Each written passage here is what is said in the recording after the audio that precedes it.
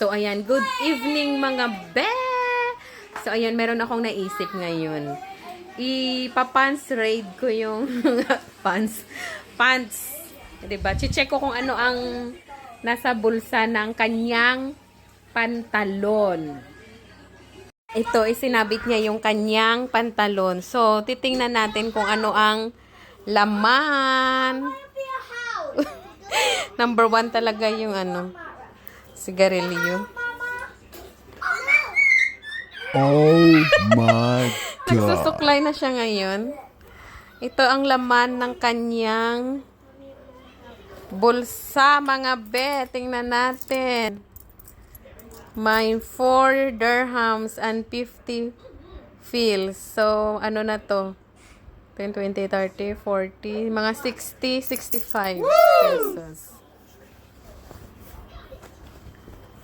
Check natin. Ayan, wallet niya, LB. LB na ano to? LB na batik-batik.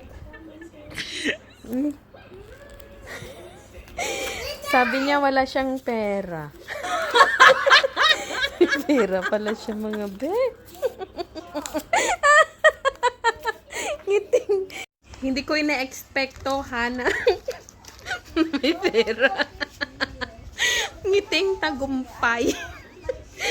So, ayan, may pera pala yung wallet niya. Hindi ko ina-expect kasi lagi ko namang binubuksan yung wallet niya. Ewan ko, ngayon ko lang talaga naisip na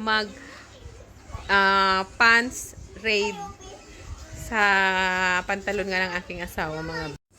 So, ayan, meron siyang Emirates ID, picture. Wala na akong gana, may nakita na ako.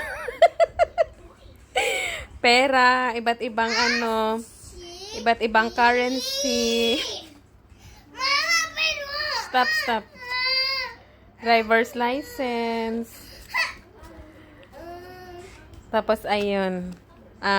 Bank card. So, yun na. Tapos na tayo. Yun nga ang laman ng kanyang pantalon.